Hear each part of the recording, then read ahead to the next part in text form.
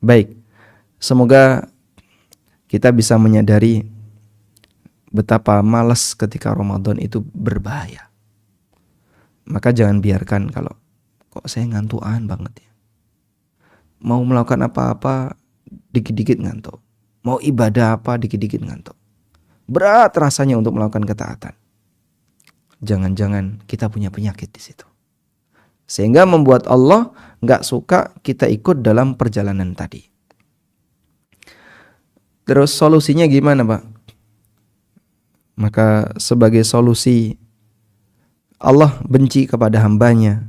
Sebabnya adalah perbuatan dosa dan maksiat yang dilakukan oleh hamba. Oleh karena itu, perbanyak bertaubat. Perbanyak bertaubat kepada Allah atas dosa-dosa yang kita kerjakan. Yang kedua, perbesar tekad. Dan orang yang ketinggalan ketika menyusul bisa jadi rasanya lebih berat. Rasanya lebih berat. Mau ngejar itu gimana? Itu kalau tidak punya tekad, kadang orang gak bakalan sanggup untuk ngejar. Malas duluan. Pertama dia sudah malas, kemudian ketika pengen ngejar, rasanya kok udah jauh-jauh itu orang-orang. Sudah ada yang dapat 15 juz, sudah ada yang dapat, bahkan ada yang sudah khatam. Ini hari keberapa? Kalau dihitung dari Selasa, Rabu, Kamis, Jumat, Sabtu, hari yang kelima. Udah ada yang dapat 15 juz. Oh, berarti Anda sekarang dapat berapa?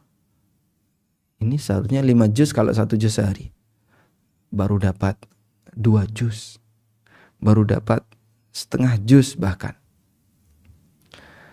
Saya kalau mau mengejar ketertinggalan kayaknya gak sanggup.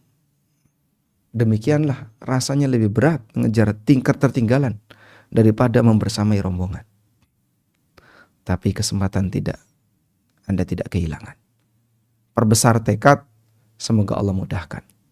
Lalu iringi dengan tawakal. Iringi dengan tawakal.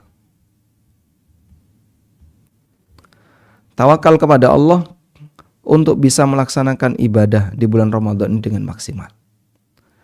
Sebagaimana kita tawakal dalam urusan mencari dunia, kita juga perlu tawakal dalam mencari akhirat.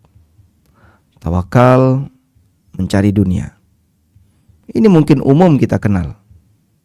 Orang yang kerja diajarkan untuk tawakal. Cari rizki itu tawakal. Cari dunia tawakal. Maka demikian pula ketika mencari akhirat, kita harus lebih tawakal. Bagaimana bentuk tawakal ketika mencari akhirat?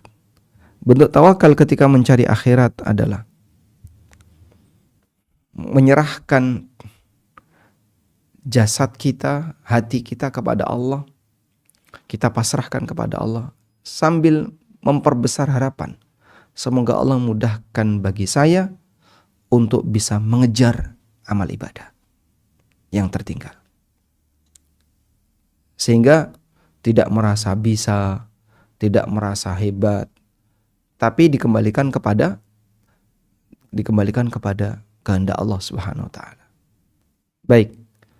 Nah, insyaallah dengan modal tawakal semoga dimudahkan oleh Allah sebagaimana janji Allah Subhanahu wa taala, wa may yatawakkal 'alallahi wa may yatawakkal 'alallah fahuwa hasbuh.